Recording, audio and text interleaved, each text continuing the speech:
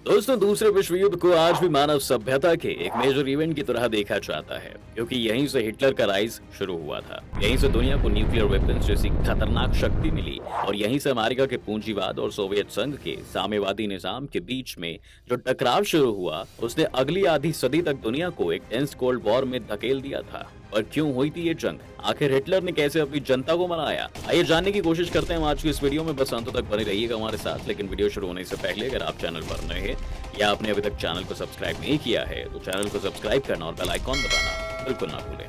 पहला, treaty of Versailles. दोस्तों, world war 2 की पृष्ठभूमि पहले विश्व युद्ध के खत्म होने के बाद ही लिख दी गई थी। जी हाँ, जब जर्मनी को ट्रीटी ऑफ वर्साइल साइन करनी पड़ी थी। इस ट्रीटी के मुताबिक पहले विश्व युद्ध में हुए नुकसान की भरपाई का खर्च अब जर्मनी को उठाना था, जबकि वॉर के कारण जर्मन अर्थव्यवस्था भी चरमराई हुई थी। सिर्फ इतना ही नहीं, इस ट्रीटी को एक ह्यूमिलेटिंग ट्रीटी की तरह भी देखा जाता था, क्योंकि यह जर्मनी के हार का प्रमाण थी। हिटलर ने ट्रीटी ऑफ वर्साइल के मुद्दे को जनता में खूब उठाया और साथ ही इस समय के ग्लोबल फाइनेंशियल क्राइसिस से जूझ रही जनता के मन में भी इसके लिए समर्थन बढ़े। दूसरा, ग्लोबल फाइनेंशियल क्राइसिस। शायद 1929 की ग्लोबल फाइनेंशियल क्राइसिस सबसे बड़ी वजह थी कि हिटलर का राइज पॉसिबल हो पाया। जी हाँ, तो हुआ यूं था दोस्तों कि ट्रीटी ऑफ वर्साइल की वजह से जो हर्जाना जर्मनी को देना था, उसके लिए उनकी इकोनॉमी का रीबिल्ड किया जाना बहुत जरूरी था, जिसमें अमेरिका ने जर्मनी को सपोर्ट किया। लेकिन फिर 1920 के दशक में वॉर के खत्म होने के बाद फैक्ट्रीज में जॉब्स खत्म होने लगी थी और मार्केट में सभी चीजों की डिमांड भी कम हो गई थी। धीरे धीरे ये प्रॉब्लम आगे चलकर एक बैंक रन में बदल गई और 1929 में अमेरिका बैंक्स के कोलैप करने की वजह से दुनिया भर में मंदी छा गई। इसका सबसे बुरा असर जर्मनी पर पड़ा, क्योंकि वो पूरी तरह से अमेरिका पर निर्भर था और इस क्राइसिस से जर्मनी की करेंसी तेजी से गिरने लगी और हालात ये हो गई थी कि एक ब्रेड का पैकेट लेने के लिए भी गाड़ी भरकर करेंसी नोट ले जाने पड़ते थे। इस क्राइसिस ने जनता के बीच करंट रेजीम के खिलाफ रोष बढ़ा दिया था और इससे सबसे ज्यादा अफेक्टेड मजदूर तबका आदमी था। तब हिटलर ने अपनी नाजी पार्टी को एक सोशलिस्ट पार्टी घोषित करके मजदूरों के लिए लड़ने की बात की और चांसलर बन गया। इसके बाद सबसे पहले उसने सरकार से इन्हीं सोशलिस्ट को खत्म करना शुरू किया। तीसरा, नाजी प्रोपेगेंडा। हिटलर ने ग्लोबल फाइनेंशियल क्राइसिस के लिए प्रोपेगेंडा फैलाते हुए जूस को ब्लेम किया था और हिटलर का कहना था कि क्योंकि पूरी दुनिया के बैंकिंग सेक्टर को जूस ही कंट्रोल करता है, इसलिए वही उसके लिए जिम्मेदार है। इसके बाद हिटलर ने जर्मनी में ये बात फैलानी शुरू की कि जर्मन रेस कितनी महान रेस है और जूस के तो खून में ही गंदगी है। धीरे धीरे ये प्रोपेगेंडा पॉपुलर होता रहा, क्योंकि हिटलर के प्रोपेगेंडा मिनिस्टर गोबेल्स को बहुत ही एफिशिएंसी काम करना आता था। फिर चाहे वो मूवीज के जरिए जर्मन रेस को महान दिखाना हो या जूस के खिलाफ झूठ फैलाकर कॉन्स्पिरेसी थ्योरीज को हवा देना, सभी कुछ किया गया और जूस को एक गद्दार कौम साबित करने के बाद उन्हें गैस चैम्बर्स में मारा जाने लगा। इस प्रोपेगेंडा ने दोनों तरफ से काम किया। एक तरफ तो जर्मन रेस की सुपीरियोरिटी की बात करते हुए हिटलर ने पोलैंड जैसे देशों पर किए गए हमलों को जस्टिफाई किया, लेकिन जूस को जिस तरह से मारा जा रहा था, उसने दुनिया के अंदर हिटलर के खिलाफ एक नैरेटिव बनाने में भी मदद की। जैसे भारत के पास बांग्लादेश वॉर में इंटरफेयर करने का एक मॉरल रीजन था, उसी तरह दुनिया के पास वर्ल्ड वॉर के वक्त जूस का इस तरह से मारा जाना एक बाइंडिंग फैक्टर बना। Fourth, Germany's industrial rise. Hitler को अगर किसी एक चीज का क्रेडिट जाता है दोस्तों, तो वो ये है कि सत्ता संभालने के बाद हिटलर ने तेजी से जर्मनी को एक इंडस्ट्रियल सुपर पावर बनाया। वॉक्सवैगन जैसी जर्मन कंपनीज नाजीज ने ही शुरू की थी और उन्होंने इस वक्त अपनी आर्मी को भी रीबिल्ड करना शुरू कर दिया था। इसमें जर्मनी को ये क्षमता थी कि वो यूरोप पर कब्जा करने के बारे में सोच पाए। इस समय जर्मनी ने अपनी वॉर टैक्टिक्स को भी इम्प्रूव किया और ब्लिट्जक्रिग नाम के एक क्विक वॉरफेयर को भी इजाद किया।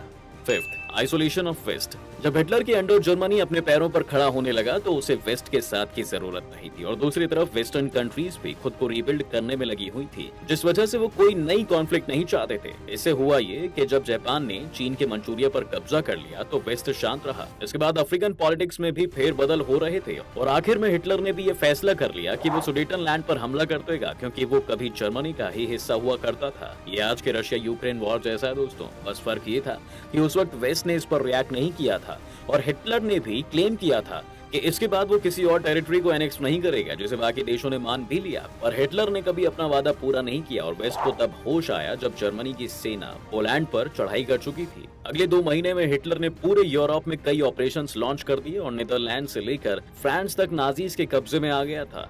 6 लीग ऑफ नेशंस। दोस्तों वेस्टर्न आइसोलेशन का एक दूसरा उदाहरण लीग ऑफ नेशंस था। जी हाँ, पहले विश्व युद्ध के बाद दुनिया में शांति बनाए रखने के लिए एक लीग ऑफ नेशंस नाम की ऑर्गेनाइजेशंस बनाई गई थी, जो यूएन से पहले की व्यवस्था थी। लेकिन यूएन और लीग ऑफ नेशंस में ये फर्क था कि लीग ऑफ नेशंस को सभी देशों ने ज्वाइन नहीं किया। अमेरिका ने लीग ऑफ नेशंस के बनाए जाने में बड़ी भूमिका निभाई थी, लेकिन उसने खुद भी इसे ज्वाइन नहीं किया, जिस वजह से यूरोप में कॉन्फ्लिक्ट शुरू हुई तो उन्हें रिजॉल्व करने के लिए कोई प्लेटफॉर्म नहीं था। 7 द एक्सिस पावर्स। दोस्तों दूसरे विश्व युद्ध में अकेले जर्मनी ही नहीं लड़ रहा था, बल्कि उसके दो इटली और जापान जैसे देशों का साथ भी था। इटली में मुसोलिनी शासन चल रहे थे और फेसिज्म फैला हुआ था, और वहीं दूसरी ओर जापान था जो पूरे एशिया को कंट्रोल करने के सपने देख रहा था। उसने कोरिया से लेकर चीन के मंचूरिया तक अपना साम्राज्य फैला लिया था। दूसरी चीज ये थी कि 1904 में जापान ने रूस की नेवी को हराकर पहली बार ये भी प्रूव कर दिया था कि एक एशियन पावर एक यूरोपियन पावर को हरा सकती है, जिस वजह से उन्हें भी हिटलर का साथ देने में कोई हिचक नहीं थी। जब 1939 में दूसरे विश्व युद्ध की शुरुआत हुई तब ऑलरेडी सीनो जापानीज वॉर चल रही थी, तो इस वजह से हिटलर का साथ देना उनके लिए एक अच्छा ऑप्शन था, क्योंकि अब उन्हें ब्रिटेन से भी एशिया में लड़ना था।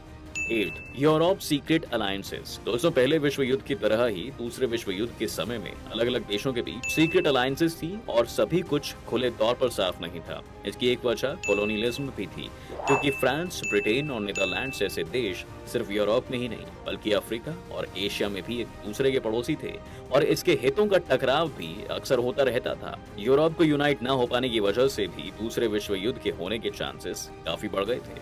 9 राइज ऑफ सोवियत यूनियन। दोस्तों सोवियत यूनियन के राइज ने दो तरह से दूसरे विश्व युद्ध में कंट्रीब्यूट किया। जी हाँ, सोवियत यूनियन की वजह से पूरे यूरोप में ये डर फैल गया था कि हर तरफ कम्युनिस्ट रिवॉल्यूशन आ जाएगा, और जनता के बीच में भी वो काफी पॉपुलर हो रहे थे।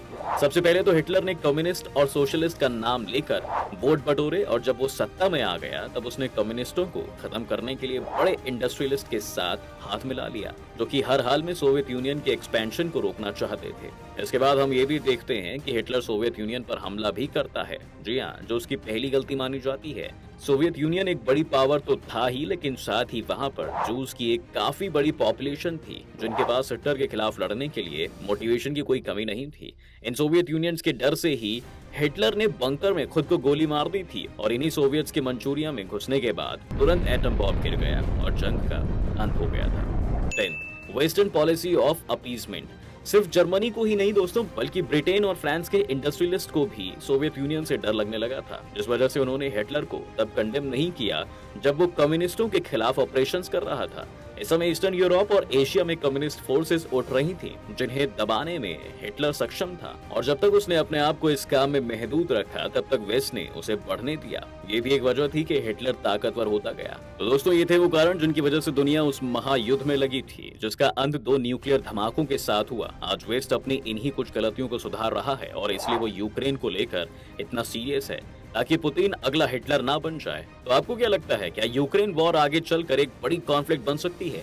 अपनी राय हमें कमेंट्स में जरूर लिखिएगा। उम्मीद है आपको आज की इस वीडियो में काफी कुछ नया मिला होगा। अगर आपको ये वीडियो पसंद आया है तो वीडियो को लाइक करें और शेयर करें।